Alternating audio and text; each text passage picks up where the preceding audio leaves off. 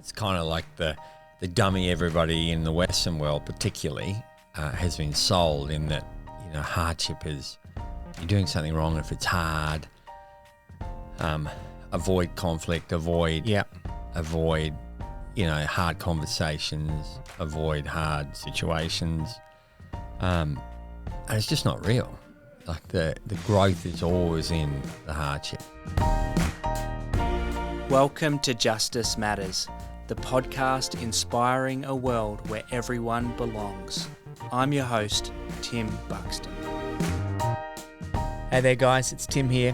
Today's guest is Geoff Wilson, and I've just spent about 2 hours talking with Geoff, and I had to actually just go away and spend some time just decompressing everything that we had just talked about. He is an extreme adventurer who's done some phenomenal challenges like crossing the Antarctic coast to coast and going north or south of Greenland, solo adventures, spent 2 months in some cases alone in these adventures in some of the wildest deserts of the world, the Sahara he's crossed, and we unpack some of these journeys and the lessons he's learnt, but we spent a fair bit of time in what's going to be a 2-part series of this podcast episode. In the first part, we spent a lot of time unpacking his time when he was part of a humanitarian trip to Banda Aceh in Indonesia shortly after the tragic tsunami washed into and devastated the whole, in particular the tip of Indonesia known as Banda Aceh, killing hundreds of thousands of men, women, children. And we unpack a bit of his experiences there, and we talk a lot about the human spirit and what it is inside of all of us that when faced with trauma, when faced with hardship, what it is that we need and the perspective that we need to bring to those hardships in order to live a life that's full of adventure, that's full of hope, that's full of having an incredible impact on other people's lives. And so you're going to be inspired by the stories and the life that Geoff Wilson shares with us today. A remarkable person, and I'm just so grateful I got to have the conversation with him, and now that I get to share it with you. So strap your seatbelts on. Here's my interview with Geoff Wilson, part 1. Well, good morning, Geoff. Thanks for coming into the studio. Good to be here, Tim. I'm sorry it's an early start. Oh, no, it's fine with me, mate. I'm just glad that you made it in. Sounds like you had a bit of a hectic day yesterday. Yeah, I was lucky not to break my back crossing the bar just with a jet ski incident. Landed, gave the back a good tweak, but it's getting better. One of my superpowers is rapid healing, so wow. I'm relying on it again. Oh my goodness, yeah. It reminded me of the jet ski incident that my brother had that almost killed him, trying to get out across a bar of a seaway, and the jet ski came down on him, and it can get ugly. Oh my gosh! But you ended up still jumping on the foil board that you had with you and smashing it out. Oh, I've been struggling with the foil because we've got an adventure coming up that relies on foiling for a crossing. And on the kite, I'm fine because I've got a bar to hang on to, but I've really struggled to get prone foiling, paddling into waves. So yesterday we were whipping into bombs off the back of Duran, which is a swell magnet near here. Oh my gosh! And I got one wave which was just one of the best of my life. I think it was epic. No way. Yeah, just because you're riding this ocean swell, you're not waiting for it to break, and the foil almost acts like a grappling hook on the back of the waves. You kind of. It felt like I was riding the back of the wave, not the front of the wave. It was bizarre. Really wow. Weird. Mate, you're like the Aussie Laird Hamilton. Oh, no. Well, he was strapping into foils with boots that you couldn't release from. Yeah. Doing chopu, waves like that years ago. Like he's hardcore. He is hardcore. Speaking of adventures, though, you said you've got one coming up. What? Yeah, we're training for by the time this probably airs, it'll be pretty public knowledge. Just an attempt at the Bass Strait on foils. Oh my gosh! Yeah, that'll be an awesome one. But it's more an incredible story of human recovery from a good friend of mine who, when I was in Antarctica, I got this horrendous news that one of my best sort of adventure buddies, Christelle Le Bacon, a French sponsored kiteboarder, who was the first woman to kite from Australia to Papua New Guinea with me. Yes. Had this crushing blow where they were training down on the beach at DY in Sydney, and he had a kite malfunction and he couldn't release the kite, and it went into what we call a death loop, which is the last thing you want a kite to do in strong wind, where one line suddenly gets hooked up on something and it puts the kite into a very powerful loop. And if you're connected to the other end, you tend to get ragdoll, which is fine over water. And he had one loop over water, a second loop over water where he was getting smashed, and you could see him. This is a 15-year-old boy, Lexi. See him trying to release, and then the third loop, he was over like a rock groin. Oh, no.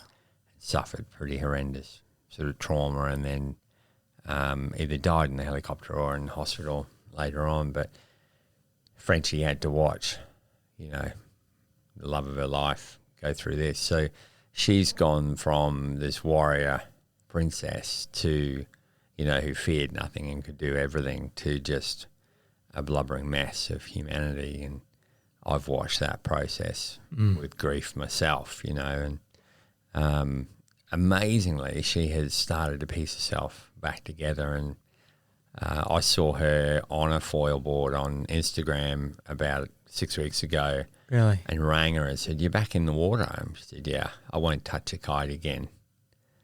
And I said, "Oh, Frenchie, that'd be a shame. I don't think Lexi'd want you to not kite again." She said, "Well," I said, "would you consider being the first woman to foil from Tasmania back to mainland Australia?" Wow. And you could hear something come back alive, and she's been training, and so it'll be kind of an adventure that's all about Lexi, this young boy. And for her, I think it's more about connecting with other parents that have lost kids. And, it's a very unnatural thing for a human being to bury a child. And I don't think there would be a grief that would rip the guts out of a human being more than that. It's happening every day all over the world. It is, yeah. So I think Frenchie's goal with this story is to just provide a bit of hope that, I don't think I've ever seen a human being wear their grief more visibly. And a lot of her friends couldn't handle how open she was being with her grief, because it's not really an Australian tradition. We tend to internalise and put on a fake She'll smile. be right. She'll be right. Which I'm not sure is entirely healthy. She was more European about it, and wailing and gnashing her teeth. And a lot of her friends left her because they just couldn't handle it. It's a bit, I think, like, if you watch a zebra on the African plains, if it's injured, oftentimes its mates will leave it because it's attracting predators. It was almost like that behaviour with Frenchie, her showing such open grief made people uncomfortable, and almost like she was attracting predators. They left her to sink or swim. I think something she's probably appreciated from me is that I've just checked in and, not wanted her to be anything other than where she was at, despite, hating watching this incredible warrior diminished. So it's been great in the last 6 weeks, just feeling that light come on. And I think that's part of my story with adventure is that it's, the whole of life should be an adventure. And if your life doesn't feel like an adventure, you probably need to look at it pretty carefully, because we're not here for a long time. Yeah. And, part of my role is to get people off the sofa. So So what makes then a good adventure? What makes it if life is to be an adventure and embraced like that, what makes a good adventure? As someone who's, ventured on an incredible number of wild and crazy adventures yourself. I think, it's more your attitude to it. You can go through the daily grind, put your boots on every morning and grumble and not see the dawn and not see the colour and the purples just before sunset, all of that stuff. Or you can open your heart and have an attitude of wonder at, God's creation around you, and whether you believe in a higher power or not, there's evidence of God in creation around us, or you just look at the beauty of it. You can one person will look at that sunset and just see the end of a day, right? Glad it's come so they can have a beer and go to bed. And another is looking at it just with absolute wonderment at the light and the colour. And I think the adventure in life is making sure that we're travelling slow enough to see the colour. I like that. Even in the tough times. Like with Frenchie's story we just talked about, the colour in that is watching this incredible, resilient human spirit, despite everything she's been through, piece herself back together, and then it's almost like a dawn. You're watching the dawn of another era of her life, and she'll think about Lexi every day of her life. But I think she really feels that young boy was an adventurous spirit and would not want his mum just to curl up in a ball and suck a thumb. Yes. For the rest of her life. She's got a lot more stories to tell and people to inspire. Yes. And she's one of those women that just inspires people around her. So it'll be awesome to see her back on the paddock. But I think the adventurous approach to life is just seeing opportunity in everything, not seeing the obstacles. And I think probably part of my role as I speak around the country is just to get people to understand that hardship is good for you. And in the hardship, look for the opportunity. Yeah. I was going to say that the opportunity is the obstacle. Yeah. In a way, the challenges or the hardship you face is actually the opportunity for you to I guess experience the fullness of life in that sense. Like even when you said going through life slow enough, it's like that. It's that ability to be in the present moment and not to see that moment as just a means to the end of the day, but to be fully enjoy all of what that moment that you're in right there actually has for you. Absolutely. And I think our whole system at the moment is designed to get you thinking so far forward that you're not engaged in the present. So, for example, a young couple now looking to buy property, their whole life is gauged around, okay, the house market is so inflated and expensive. We need to both work hard. We need to save. We need to, our whole life is about getting this deposit. They get the deposit, buy the house, and there's, a euphoria for a short period of time, but it's a material possession that's going to lose its patina pretty quickly. And then I think a lot of the times we look backwards and go, wow, I put so much energy and effort into something that was so fleeting. I passed up time with friends, with family, to work, took every shift available. I've used up some of my valuable younger years for this house that gives me nothing. Whereas, I mean, you can get to that same goal, yes, but just wind it back a little bit. Take less shifts, more walks on the beach, more time with your partner, more time with family, more time with friends. And I think this hasn't come to me suddenly. My first 10 years of business, we built a veterinary group called Coast Vet. And, we were a young family. I worked incredibly hard. And it was a fella called Haladin, who was this wonderful Muslim man in Aceh. I was involved as a translator for a French medical team, straight after that tsunami and earthquake hit northern Aceh. There's 600,000 dead people in that region alone. we had been vaccinating for smallpox, measles, tetanus, in a lot of the survivors. And as we left the school, which was a rudimentary sort of refugee sort of enclave, I saw a man laid across 3 school desks pushed together in a dark room. And I walked in, and his brother was feeding him crushed up rice through a straw. And I recognised all the signs of tetanus. And this is probably, by now, it would have been day 10 post-tsunami. And I said to him, how long's it been like this? And he said, it started yesterday. And like Clostridium tetani takes time. So you get a wound, the toxin forms as the bacteria starts to breed in the wound. So the timing was perfect for tetanus. And I said, I think he's got tetanus. And I said, he will not survive if we don't get him help. Wow. So we loaded him into a truck and then went to the hospital in Banda Aceh, which was overrun. They had nothing left. They were running out of intravenous fluid. And the American medical team had arrived the night before, and the Aussie military hospital was coming in about 2 days. So I got on a little motorbike and went and saw the American medical team, said, listen, this guy just needs something to relax the muscle spasm. Do you have any Valium? And he said, listen, I've got just my little hand kit. The rest of the medical supplies are locked up in quarantine. I'll give you 2 vials of Valium. And he sent a nurse with me and said she'll administer it. So he went, found him, gave him a shot of Valium. The nurse was so nervous she dropped one of the vials of Valium and burst into tears. And I remember saying, get yourself together and pretend that didn't matter.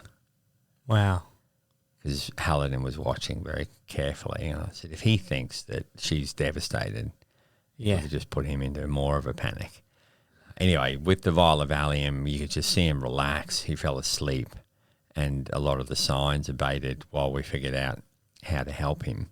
Anyway, the next morning, I went back. It was about very early in the morning. I had about 4 hours sleep, got back on the motorbike, went to his room and touched his shoulder, and he rolled over, and it was another man in his bed dying of cholera. Oh. And I'm like, where's Hallidan? And he was too incoherent to explain. So I found the warden for that part of the hospital. He said, no, Hallidan died last night. And I just said, I've only been away 4 hours. I've seen, multiple animals, humans, their lights go out. He had so much fight. There's no way that Hallidan passed away in the last 4 hours. So almost pushed into a bit of a manic state. I went to the morgue for the hospital. I checked every other wing in the hospital. We're opening bags in the morgue to look for him.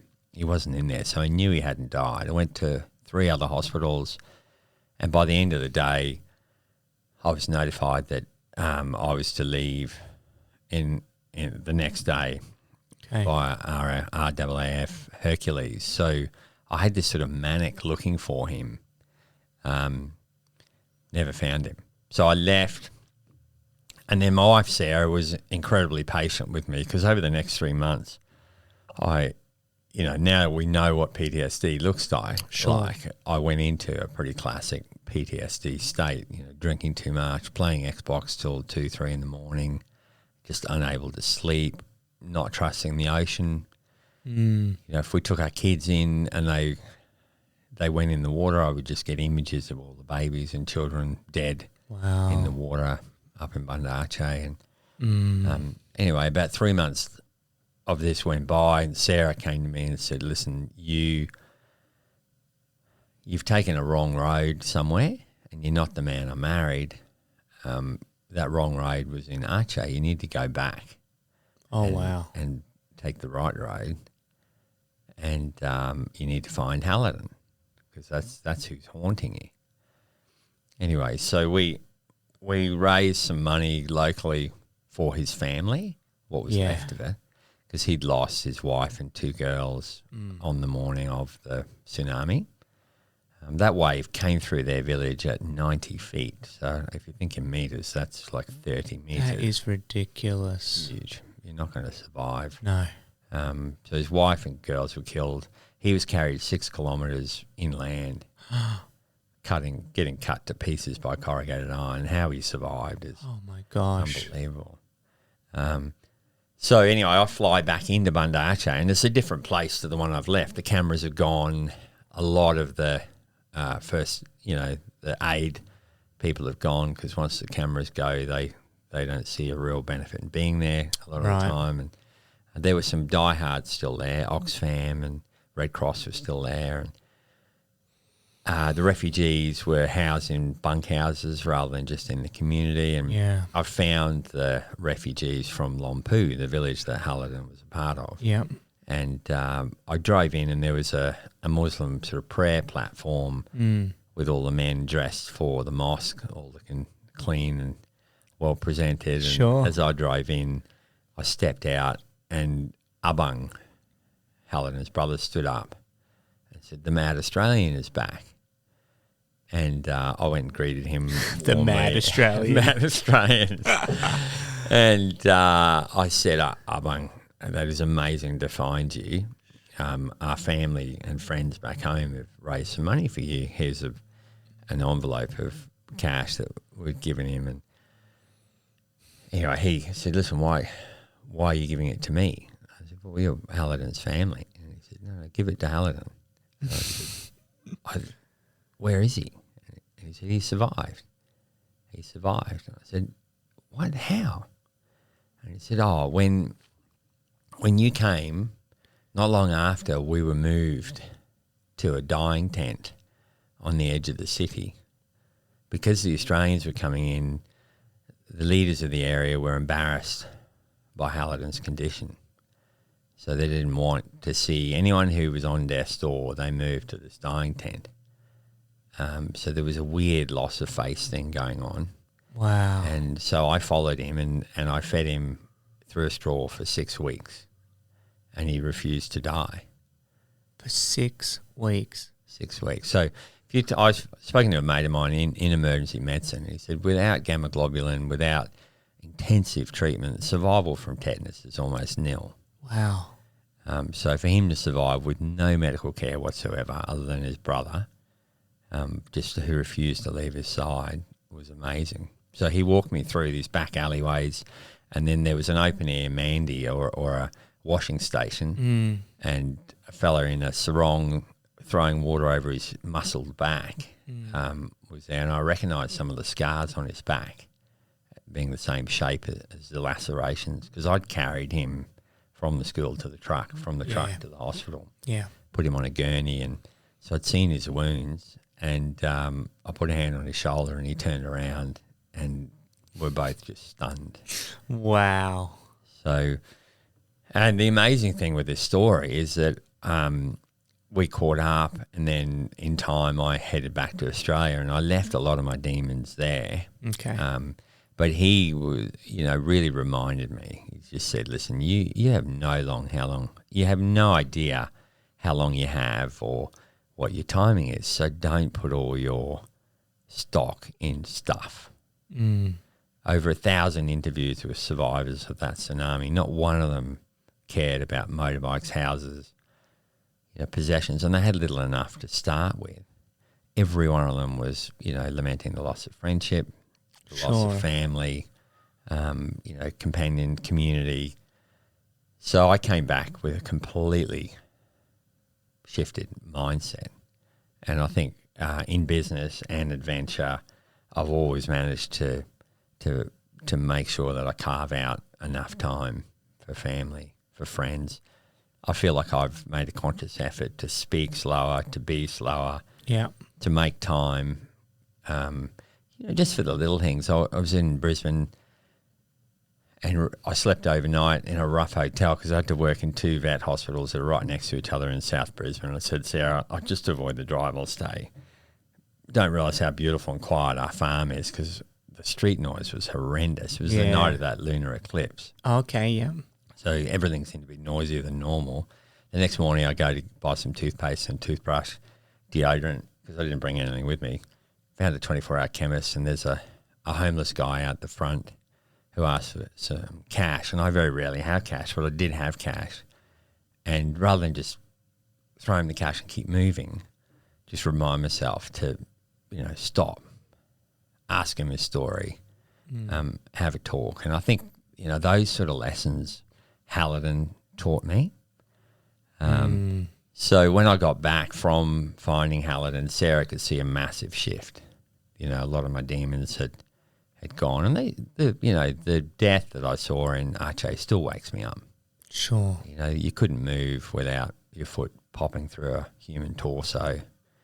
There were bodies everywhere, babies, in the rivers, and all of the similar sized bodies accumulated in different parts of the river. So the babies were in one section, the kids, teenagers. I can't even fathom. Yeah, it was. I can't think of a natural disaster where the volume of death was so big. Even Turkey's earthquake, bam, where 20,000 people.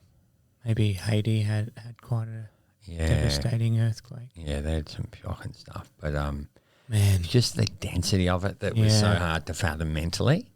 But anyway, I came home and we put all of our businesses under management and bought a sailboat out of Trinidad, sight unseen, shipped it back to Brisbane, learned how to sail, and then spent a year and a half at sea. And in that year and a half, I caught up on a decade worth of poor fathering. Just not being present, not listening well, and just really tried to shift it. So I think the adventure side is definitely part of my DNA, but sure. I think it's more through those adventures I've met some incredible people. And the tail end of that story is literally 2 years to the day from when that tsunami hit Aceh. We sailed our own boat back into Lompu Bay to try and find Hallidan. And I searched. The old refugee camp was gone, knocked over. I looked for his brother. I went to the village. It was deserted. The only building left was the mosque. And I was about to give up. We're in the back of a pickup truck with this poor dedicated driver who had driven all over Aceh trying to find Hallidan. And I had Sarah and the 3 kids sitting on a tyre, and they were hot. It had been a long day. Sarah said, "Listen, let's get back to the boat. You've done your best. He's obviously moved on. You've lost contact." And then we went past a road with a palm tree blockade on 2 40-gallon drums on it, and I said, "He's down there." And Sarah said, "You're like a dog on a bone. You have to give this up." I said, No, he is down there. Let me tell you about one of our partners, Freedom Broadband. They're an incredible profit-for-purpose business. Freedom Broadband is your all-in-one internet and telephone service provider, whether it's for your business or your home. Now, their internet connection and speeds are simply amazing, and they're in another league when it comes to the quality of their customer service. But here's what really sets them apart. When you switch to any of their services, they'll donate $5 every month to a non-profit cause of your choice. As the founder of You Belong, an Australian-based non-profit charity, one of the greatest challenges we face is fundraising, and I think I can speak for almost all leaders in the non-profit world when I say that being able to have a residual income coming into your accounts to support your work is a dream come true. And like most non-profits, our work is dependent on the generous support of individuals and groups that share our passion to empower refugees to integrate and thrive here in Australia. But what that means is that we spend more time and energy looking for ways to raise support, and what I'd desperately love to be doing is spending that time and our limited resources developing and growing the many successful programs that we run. But here's where our friends at Freedom Broadband come in. You see, a few months back, I was on a 4G wireless connection at home through one of the largest phone and internet companies here in Australia. And each month I was nervous about going over our usage, getting a nasty bill at the end. And I was working on a lot of the podcasting and videos at home, and the speeds I was getting were just painfully debilitating. And I finally decided to give Freedom Broadband a call. And within 2 minutes, I was on the call with Graham completing my application. And within a week, I had completely switched over to their $79 a month unlimited plan. And I can tell you firsthand, the service has been phenomenal. And I have a direct line to their customer service team whenever I have a question or need assistance. And now the studio and office where I work has switched over to Freedom Broadband as well. We're on their business plan and we haven't looked back. And how cool is this? Little by little, connection by connection, Aussie-owned and locally run Freedom Broadband is now actively supporting the great work of non-profits in communities all around Australia. Simply by switching your internet to Freedom Broadband, you can help transform the lives of those less fortunate. And that's why I love these guys.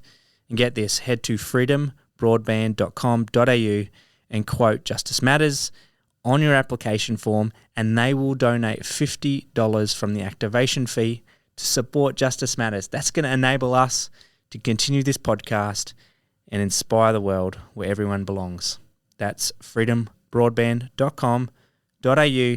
Say goodbye to expensive, mediocre internet with poor customer service and hello to top-notch internet service and the good feeling of knowing you're supporting a great cause. Join Freedom Broadband today. Quote Justice Matters and let's partner together with the internet that's helping to change the world. So I got the driver to come in and I pulled the blockade apart and we drove through.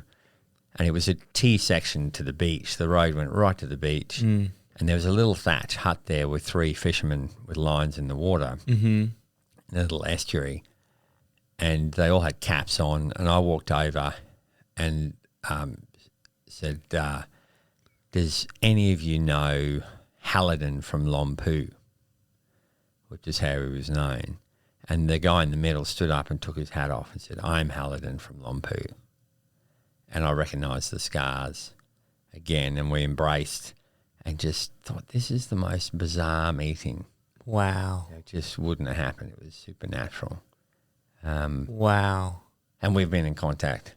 You're still in since. Yeah. So he's been a special sort of, I don't know if you call it a flagpole moment in your life where if you pinpointed a shift in your attitude, and, I think this whole concept of your mentors and your guides in your life having to have the same belief system or religion, of course, yeah, it's completely false, because I learned so much from this devout Muslim man in an area that is now known for, or was up until then known for, creating jihadists against my worldview. So it would have been very easy to go in there with attitude and not been open to anything. But Hallidan to this day reminds me of so many things. I mean, that's a beautiful story. I hope you do get to write that in a book and share it with the world in some ways, although it will never have the same, I'm sure, impact it's had on your own life. You shared something just at the end, how it's this perspective that we bring to our trauma and our pain. And it kind of reminds me of this story of a man who said what trauma, he got diagnosed with cancer, and this cancer was going to end his life. And instead of him saying this is the worst thing that could have happened to me, he had a loving wife and children, but he said it was the best thing that happened to him because he realised how neglectful of a father he had been, and how he hadn't the most important things to his life, his relationships, his friends, his wife, his children, he neglected. And he said, for this moment in time that I have left, I'm going to become the best father and the best husband that I possibly can be. I'm actually going to have the chance. I have the chance now to leave a new legacy, a memory of who I am to them. And had cancer not come my way, I would not have had that opportunity. And it doesn't have to be something as terrible or as life-threatening as that comes our way to force us to wake up. But I think there are the gifts in the challenges. There are the gifts in the pain. There's the gift in the tragedy that we encounter to remind us. I think that's kind of like the dummy everybody in the Western world particularly has been sold, in that, hardship is you're doing something wrong if it's hard. Avoid conflict, avoid, hard conversations, avoid hard situations. And it's just not real. Like the growth is always in the hardship. The uncomfortable. You don't grow sitting on the couch, being in your comfort zone. You grow when you're stretched beyond what your and I had a really unique experience last month where I got to speak to some of the top brass in the Australian military just on resilience development and mindset development, because even with the young soldiers, they're having a real issue with early tap out and a lack of intestinal sort of fortitude and resilience development. So just talking them through steps to try and improve that and teach that.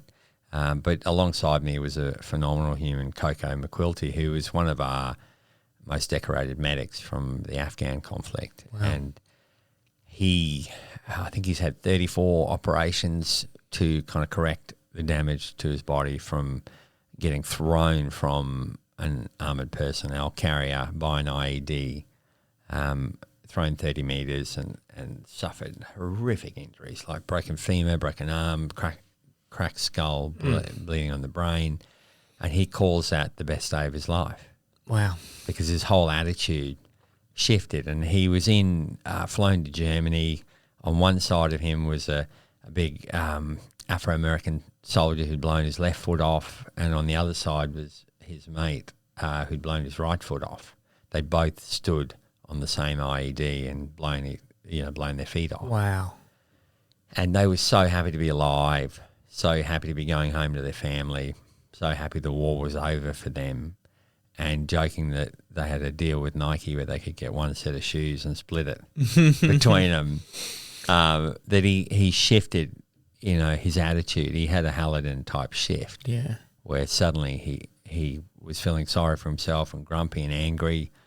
And it's been a journey for him. He hasn't lied about it, but he has this incredible ability now to travel the country creating attitude shift for people in hardship, because his whole character in becoming the man he is and the husband that he is came from what he calls the best day of his life when he got blown up by an IED. So to hear someone like that, it really shifts your mindset towards challenge. And I think if you accept that challenge is good for you and hardship is good for you, you become a very dangerous person. Yeah.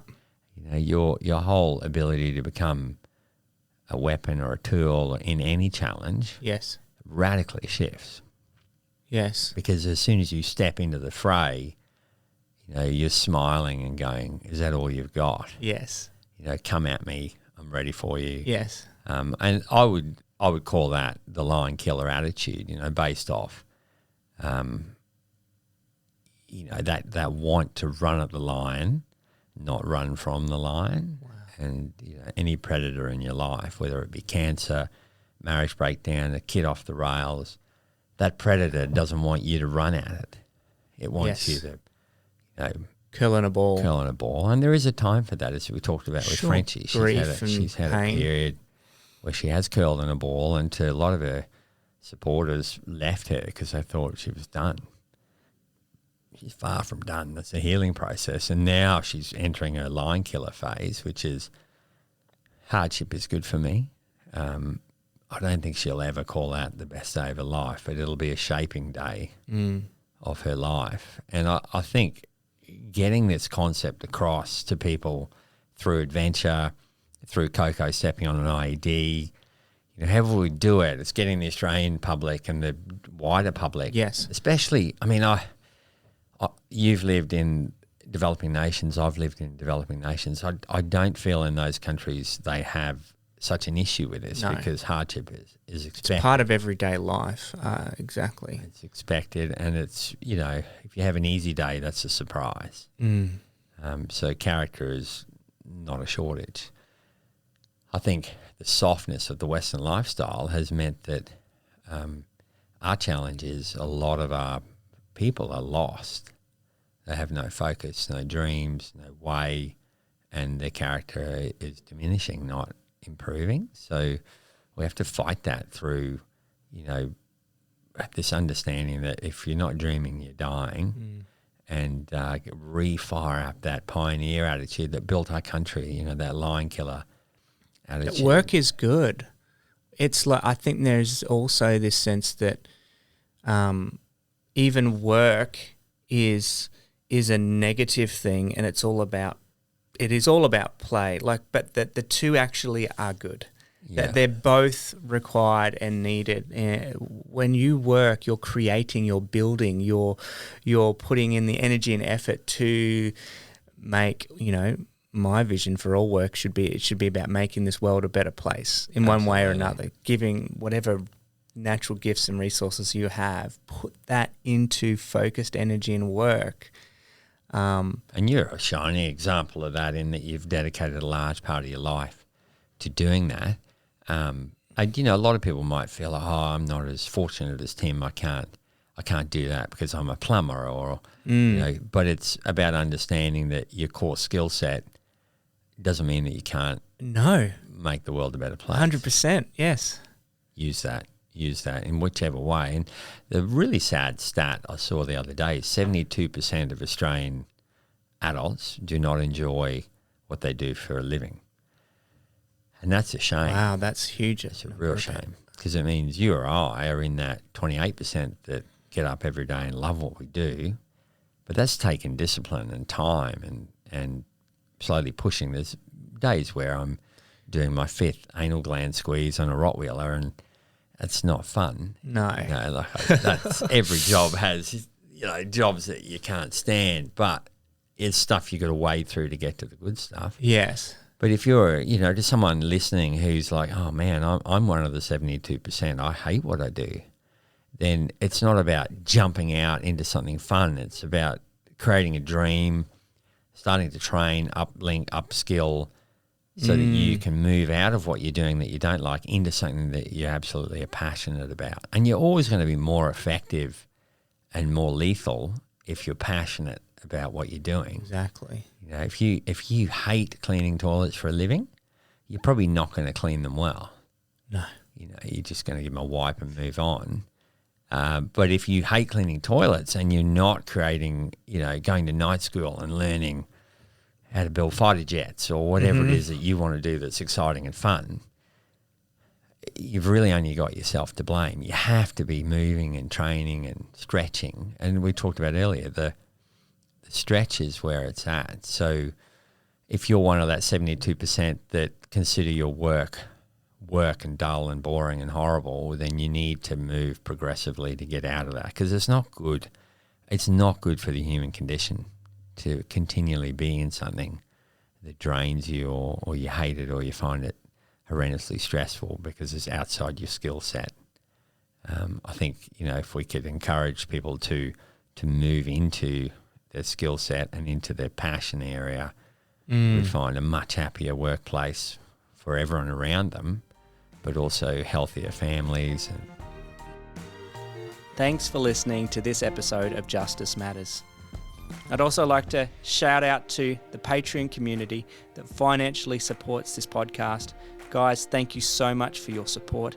And you can join them simply by going to patreon.com/Justice Matters, where a simple donation of $5 a month, you can become part of the Patreon community and get access to behind-the-scenes content and extras that I share just with you. And lastly, there is another really important way that you can help support the podcast, and that's simply by rating it or leaving a review on Apple Podcasts or Spotify, maybe by subscribing on YouTube. Yes, we are a video podcast as well. Guys, thank you so much for listening in to this episode of Justice Matters. Please come again soon. I can't wait to share more episodes with you. Thank you so much. I'm your host, Tim Buxton. Thanks for listening.